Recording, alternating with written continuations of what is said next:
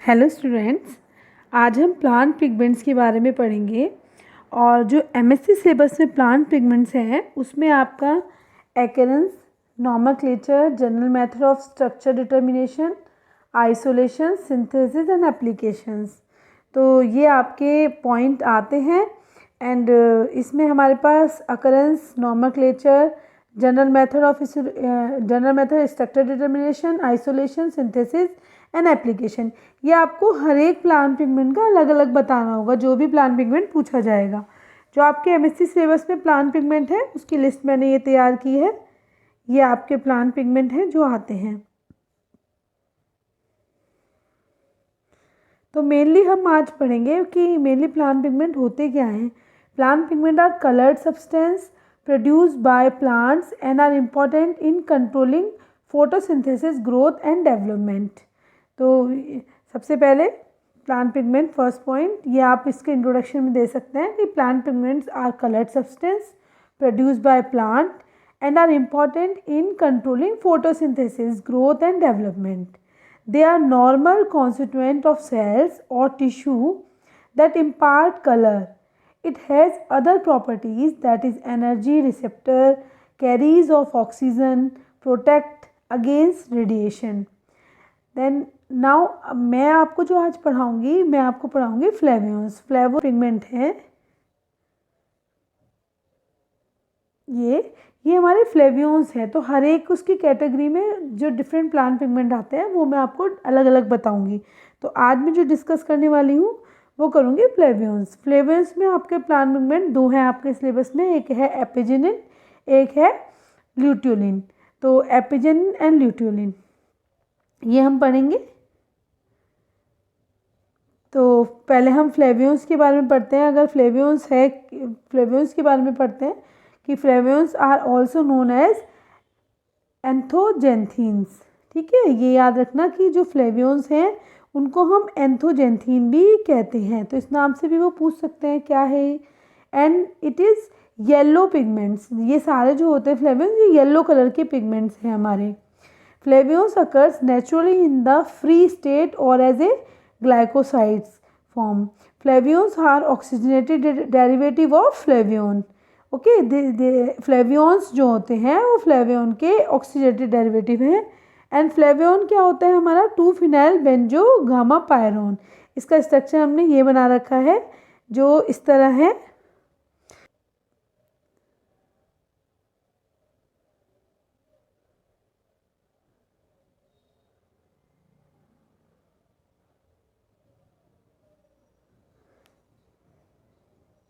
तो इस रिंग का नाम है हमारा ए और इस रिंग का नाम है हमारा बी। तो जो मैंने बताया आपको कि जो हमारे पास फ्लेवियोन है 2-फिनाइल बेंजो पायरोन। तो उसका स्ट्रक्चर कुछ इस तरह होता है। अब क्योंकि ये उसके डेरिवेटिव हैं तो उसमें हमारे जो हाइड्रोक्सी ग्रुप होंगे वो अटैच होते जाएंगे एपिजिनिन में भी और ल्यूटियोलिन में भी। ठीक है बच्चों, ये याद रखना कि जो एपिजिनिन होती है हमारी, एपिजिनिन हमारी ट्राई हाइड्रोक्सी डेरिवेटिव होते हैं और इसी के जो फ्लेवियोन है, और जो हमारा ल्यूटियोलिन है वो टेट्रा हाइड्रोक्सी डेरिवेटिव है। इन दोनों में डिफरेंस भी याद रखना कि इसमें हमारे 3 ग्रुप होंगे, एपिजिनिन में हमारे 3 ग्रुप होंगे हाइड्रोक्सी, एंड ल्यूटियोलिन में हमारे 4 ग्रुप होंगे हाइड्रोक्सी।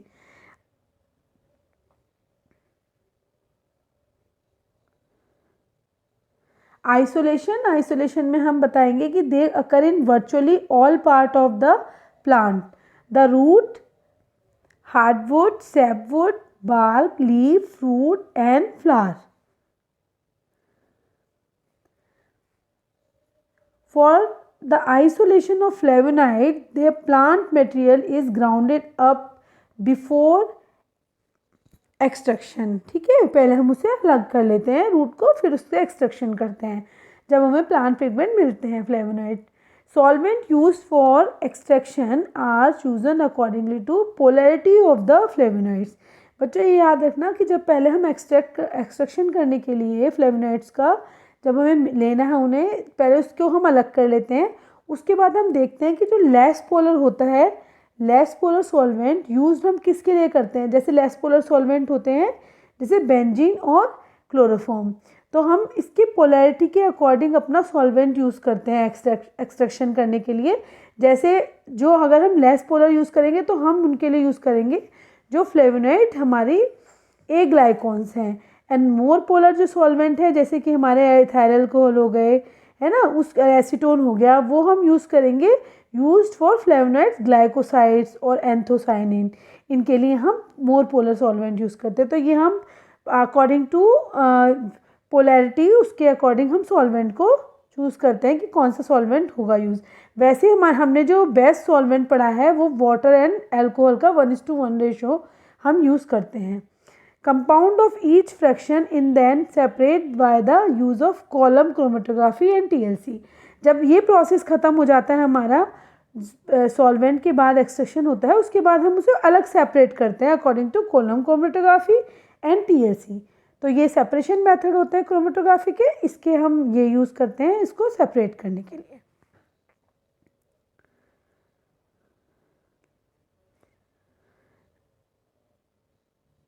अब हम स्टार्ट करेंगे एपिजिनिन। तो एपिजिनिन हमारा फ्लेवियोन्स का फर्स्ट प्लांट पिगमेंट है। इसका स्ट्रक्चर इलुसिडेशन हम करेंगे एपिजिनिन का।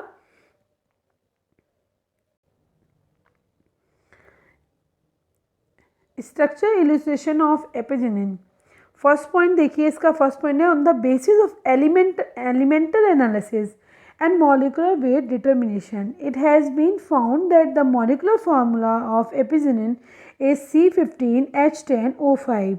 C15H10O5 हमने मॉलिक्यूलर डिटर्मिनेशन करी जिससे हमें पता चल गया कि एपिजिनिन में हमारे पास C15H10O5 इसका मॉलिक्यूलर फॉर्मूला है। सेकेंड पॉइंट है हमारे पास alcoholic solution of apigenin gives pink colour with magnesium turning and dilute HCl acid.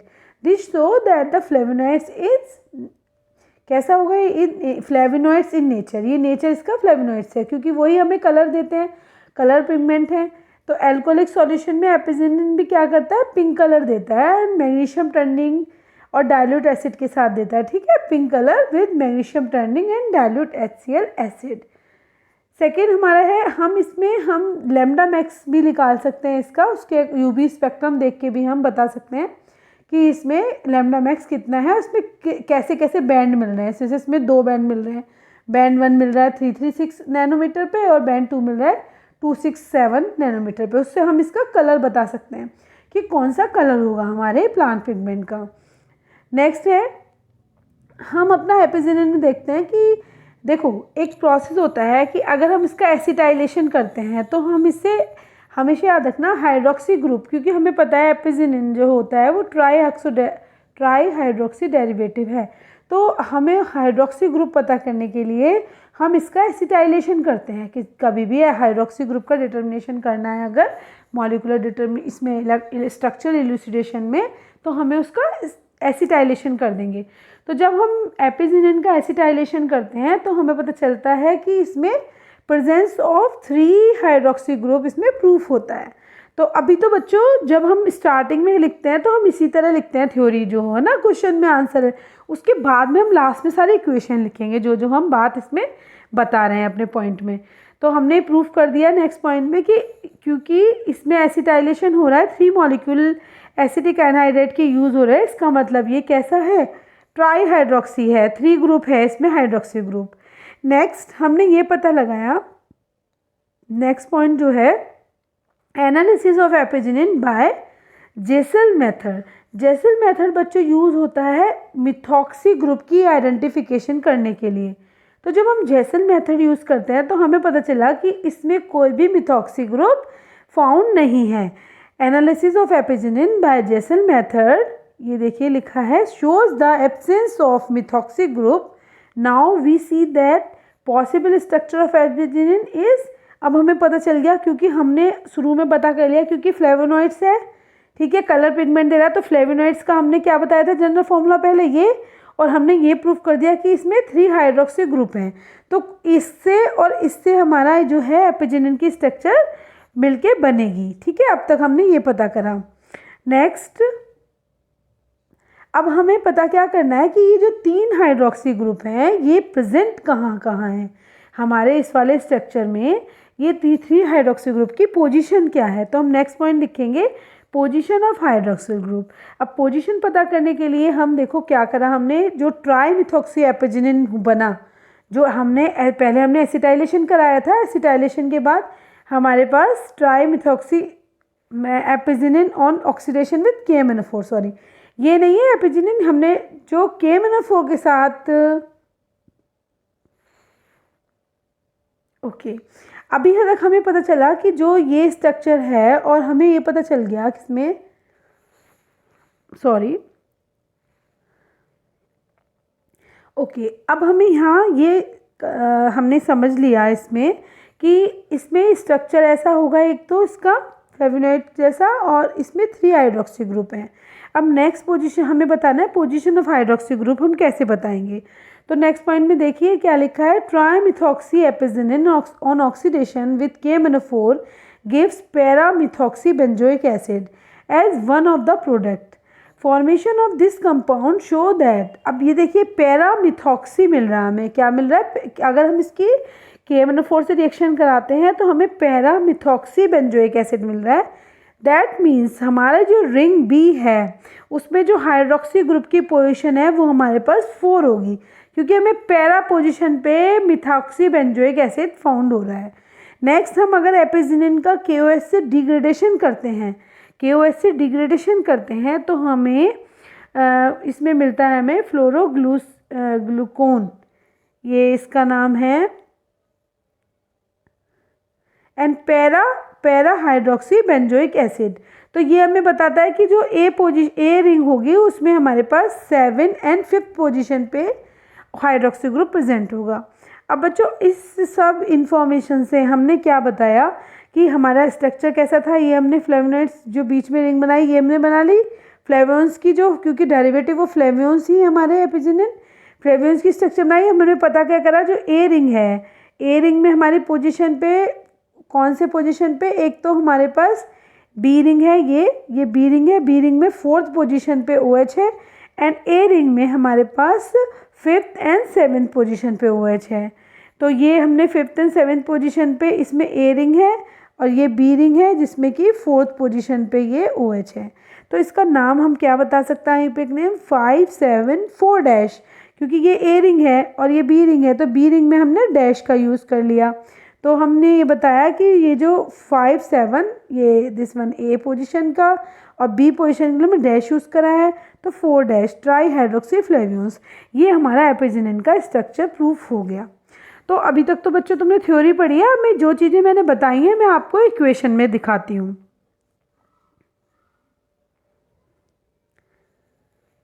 देखिए अब हम, क्योंकि अगर हमारा स्ट्रक्चर इलिस्ट्रेशन ठीक है तो हम जो अपना बता रहे हैं कि हमें क्या प्रोडक्ट मिला एसिटाइलेशन के बाद, क्योंकि हमने सबसे पहले क्या कहा कि हमारा स्ट्रक्चर इस तरह का है तो हमें एसिटाइलेशन करने पे हमें ट्राई हाइड्रोक्सी मिले, ठीक है। जो हम बता रहे हैं हम वो प्रूफ करके दिखाएंगे, क्योंकि हमने फाइनल स्ट्रक्चर अपना ये बताया है कि हमारे एपिजिनिन का स्ट्रक्चर कुछ ऐसा होगा, ये हमने बता दिया कि उसका स्ट्रक्चर हमारे पास ऐसा है, फर्स्ट ये वाला जो है, ठीक है।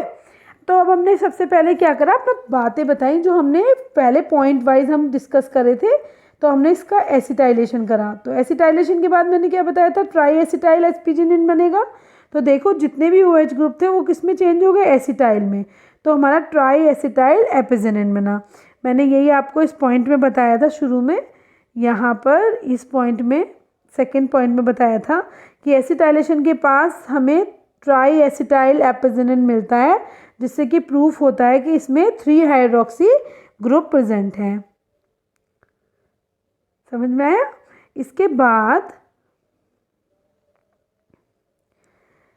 नेक्स्ट हम ये भी बता सकते हैं कि हमने CH3 का ट्वाइस SO4, ठीक है, डाईमिथॉक्सी सल्फेट, और NOH के प्रेजेंस में अगर हम इसको करते हैं, रिएक्शन करते हैं, तो हमें क्या मिलेगा, मिथॉक्सी, ट्राई मिथॉक्सी एपिजिनिन, जिसका हम फर्दर KMnO4 से जब ऑक्सीडेशन कराते हैं तो हमें पैरा मिथॉक्सी बेंजोइक एसिड मिलता है, ठीक है। और हमने क्या बताया था कि अगर हम इसका KOH से डिग्रेडेशन करते हैं तो हमें ग्लूसोनॉल मिलता है एंड हमें मिलता है इसमें पैरा हाइड्रोक्सी बेंजोइक एसिड। ठीक है, अब हम इसमें बताएंगे, यहाँ तक तो समझ में आया। इसमें पैरा मिथॉक्सी बेंजोइक एसिड मिल गया। जब हमने इसका ट्राई मिथॉक्सी एपिजिनिन का ऑक्सीडेशन करा तो पैरा मिथॉक्सी बेंजोइक एसिड मिला। देन हमने जब इसका KOH से डिग्रेडेशन किया तो हमें ये एक तो प्रोडक्ट हमें मिला फ्लोरोग्लूसिनॉल एंड एक मिला हमें बीटा हाइड्रोक्सी बेंजोइक एसिड। ठीक है, जिससे हमें प्रूफ करा कि कौन सी पोजीशन पे इसमें OH ग्रुप हमने बता दिए, तो हमने पूरी सिंथेसिस बता दी। ठीक है, अब लास्ट में कभी भी जब स्ट्रक्चर इलुसिडेशन आता है तो हम फाइनल जो अपना प्रूफ देते हैं वो हम देते हैं अकॉर्डिंग टू सिंथेसिस। तो now we study about synthesis of apigenin. Synthesis of apigenin, finally the structure of apigenin has been confirmed by the synthesis हमने 2 करी हैं इसमें एपिजिनिन की। आप एग्ज़ाम में अकॉर्डिंग टू मार्क्स लिख के आना। जैसे फर्स्ट है हमारी कैल्कॉन मेथड। तो कैल्कॉन मेथड में हमने सबसे पहले एक कंपाउंड लिया। देखो इन सब के आयुपेक नेम मैंने लिखे नहीं है, इनके आयुपेक नाम आप लिख लेना। ठीक है, हमने इसमें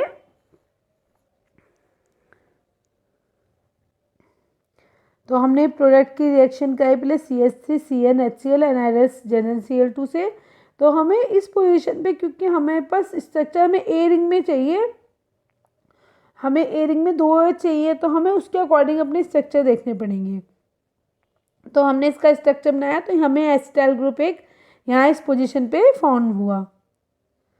यहाँ पर हमने वो ये वाला ग्रुप मिल गया। ओके, इसके बाद हमने इसकी रिएक्शन करा दी अपना CH3O बेंजीन रिंग CHO आ गया 50% KOH से। इसका भी आप देखो मिथॉक्सी बेंजीन है तो बेंजोइक एसिड है हमारा, तो 4 मिथॉक्सी बेंजोइक एसिड से रिएक्शन कराई 50% KOH से 0 से 20 डिग्री सेंटीग्रेड टेम्परेचर पर। तो अब हमें बीच में रिंग फॉर्म करनी है, तो हमने ये पूरी रिंग देखो ये वाली अपनी इसमें जोड़ दी। ये जो है CH3 वाली, ये 4 methoxy benzaldehyde, sorry benzoic acid नहीं है, ये बेंजल्डिहाइड है। तो 4 मिथॉक्सी बेंजल्डिहाइड की रिंग हमने इससे जोड़ दी।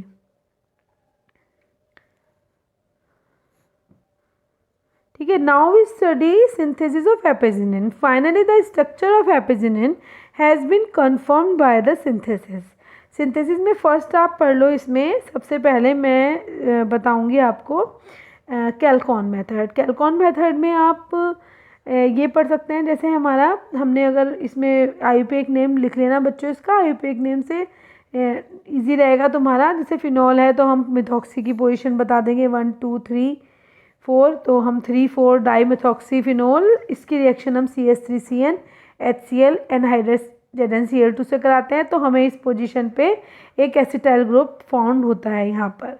इसके बाद हम इसका हम 4 मिथॉक्सी बेंजल्डिहाइड से रिएक्शन करते हैं 50% KOH एंड 0 से 20 डिग्री सेंटीग्रेड टेम्परेचर पर। तो अब हमें, क्योंकि इसमें बीच में भी रिंग चाहिए, हमें 2 रिंग चाहिए होती है A और B, तो अब हमने देखो ये पूरा ग्रुप ऐसे अटैच कर दिया। फिर इसकी बेंजीन की प्रेजेंस में रिएक्शन कराते हैं जिससे कि हमारे पास ये रिंग फॉर्मेशन हो जाती है और यहाँ पर ये बॉन्ड फॉर्म होकर ऑक्सीजन बॉन्ड हमें मिल जाता है। इसके बाद हम इसका HI से रिएक्शन कराते हैं। HI बच्चों क्या करता है, HI हमारा जितने भी ये एसिटाइल ग्रुप हैं हमारे पास, मिथॉक्सी ग्रुप को OH ग्रुप में चेंज कर देगा। तो मैंने यहाँ स्ट्रक्चर एपिजिनिन का नहीं बनाया क्योंकि जगह कम थी, तो लेकिन आपको स्ट्रक्चर में ऊपर बता चुकी हूँ। सेम यही स्ट्रक्चर होगा, बस यहाँ पर ये अगर मैं इस वाले स्ट्रक्चर में चेंज करूँ तो यहाँ OH आ जाएगा, यहाँ OH आ जाएगा, यहाँ OH आ जाएगा। ये हमारा एपिजिनिन का स्ट्रक्चर बन जाएगा। तो एक सिंथेसिस तो बच्चों ये हो गई। आप पूरा स्ट्रक्चर बना के आना, मैंने जगह नहीं थी इसलिए नहीं बनाया। नेक्स्ट एक और मैं करा देती हूँ आपको इसकी छोटी सी अच्छी सी सिंथेसिस एपिजिनिन की, एलन रॉबिन्सन सिंथेसिस। तो एलन रॉबिन्सन जो साइंटिस्ट थे उनके नाम से ही सिंथेसिस का नाम पड़ा। इन्होंने फ्लोरोग्लूसिनॉल को CH3CN methyl cyanide HCl anhydrous ZnCl2 की प्रेजेंस में वाटर और हीट रिएक्शन हमारी कराई थी हाइड्रोलिसिस एंड हीट कराया था, तो हमें हमारे पास क्या मिला, इसमें जो 3 OH तो है ही, इसमें एक एसिटाइल हमारा COCH3 ग्रुप हमारा ऐड हो गया, तो ये हमारा नाम क्या होगा, फ्लोरोग्लूसिनोल से फ्लोरोएसिटोफिनोन बन जाएगा, क्योंकि एसिटो ग्रुप ऐड हो गया, एसिटोफिनोन। फिर देन हमें देखो एसिटिक हाइनाइड्राइड, अगर हम इसको ये बेंजीन एसिटिक हाइनाइड्राइड होता है, अब इसमें एक OH और लिया, फिनोल की 2 रिंग जोड़नी है तुम्हें, ठीक है। जब ये ऐड करोगे इसकी रिएक्शन कराओगे, और एक हमने क्या ले लिया, एक हमने पैरा पोजिशन वाला OH हमने उसमें सोडियम का डेरिवेटिव ले लिया बेंजोइक का, तो हमें ये बाद में एपिजिनिन इसको डायरेक्ट फॉर्म बता देना, कुछ नहीं हुआ इसमें। देखो एक हमने ये लिया है, तो ये OH ये रिंग हमारी यहाँ पर है, एंड देन इसका जो ये रिंग फॉर्म हुई है, तो ये डायरेक्ट हो गया एक तरह से, तो ये इजी है तुम्हारे पास सेकंड फॉर्मेशन, ज़्यादा मैकेनिज्म इसमें नहीं बतानी, आपको सिर्फ दो इसकी सिंथेसिस दे के आनी है। तो एपिजिनिन में बस इतना ही, 2 सिंथेसिस हो जाएंगी, स्ट्रक्चर डिटर्मिनेशन हो जाएगा, एंड देन इसमें आइसोलेशन एंड अकरेंस वगैरह ये तो आप बता ही देंगे। नेक्स्ट मैं एक और बता देती हूँ, फिर फ्लेवोन्स हमारे इसमें फिनिश हो जाएंगे, फिर नेक्स्ट लेक्चर में डिस्कस करूँगी। एक हमारे पास होता है बेटा दूसरा जो फ्लेवियन है, वो है ल्यूटियोलिन। ल्यूटियोलिन क्या है, ल्यूटियोलिन इसका इंट्रोडक्शन में आप लिख सकते हैं कि it was first isolated from the seeds of Galega officinalis, it is tetrahydroxyflavones, ये याद रखना, टेट्राहाइड्रोक्सी है, एंड एपिजिनिन क्या था, ट्राईहाइड्रोक्सी। तो देखो बच्चों ये जो स्ट्रक्चर है आपको बहुत आसान लगेगा, एक आप अच्छी तरह पढ़ लो, सारे एक जैसे ही लगते हैं, और सभी में क्योंकि हमें OH ग्रुप है तो हमें याद रहेगा कि हम इसका एसिटाइलेशन करके इम्प्रूव करना है, मिथॉक्सी ग्रुप प्रेजेंट नहीं है तो हमें इसका जेसल मेथड से यूज़ करना है। तो इसमें हमने देखा कि टेट्राहाइड्रोक्सी है, देखो क्या चेंज हुआ है इसमें, सिर्फ इस पोजीशन पे यहाँ पर एक OH ग्रुप और बढ़ गया है, स्ट्रक्चर सेम है बिल्कुल। एंड आईयूपीएक नेम अगर हम इसका देखें तो 5,7 डाईहाइड्रोक्सी 2,3,4 डाईहाइड्रोक्सी फिनाइल क्रोमीन 4 ऑन, ये इसका नाम हो जाएगा। एंड स्ट्रक्चर डिटर्मिनेशन हमें देखो आपको मॉलिक्यूलर डिटर्मिनेशन हम बता सकते हैं कि मॉलिक्यूलर फॉर्मूला जो है हमारा इसका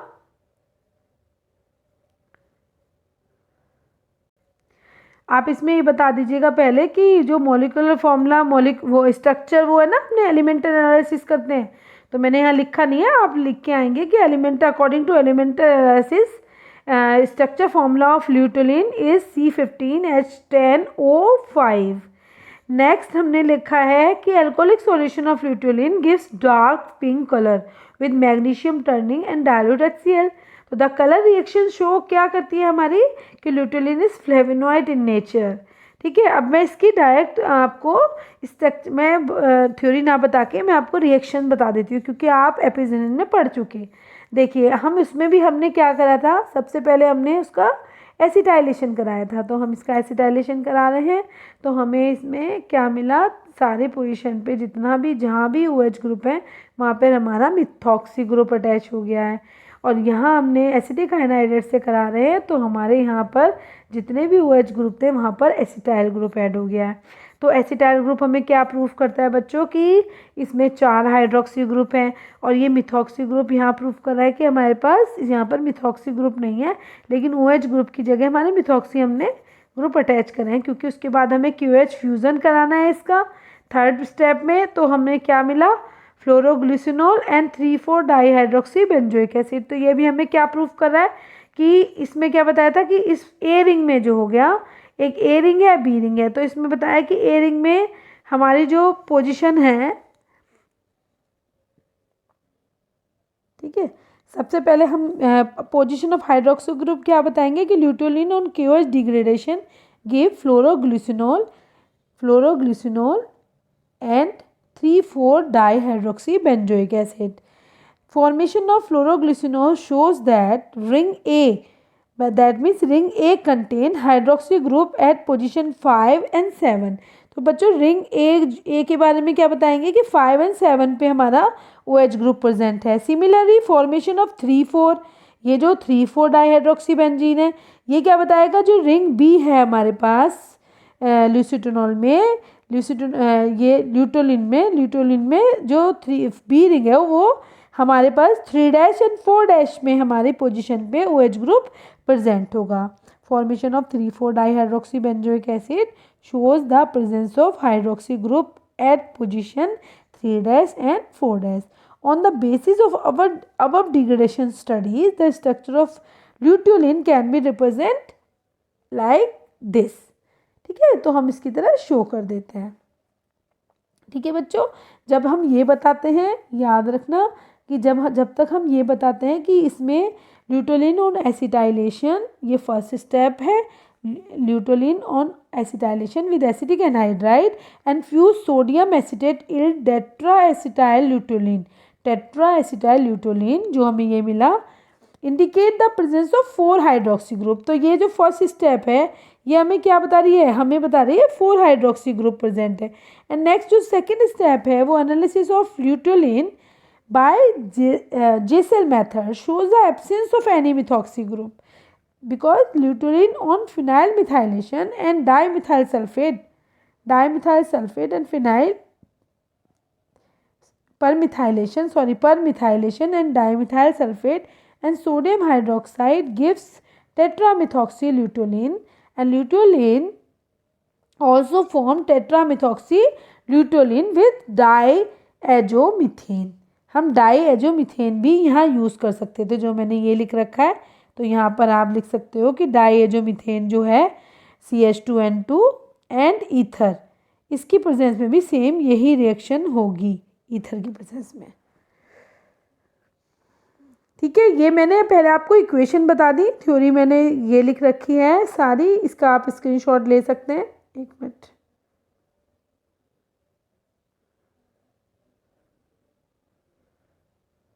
ठीक है, ये स्क्रीनशॉट ले लेना इसका.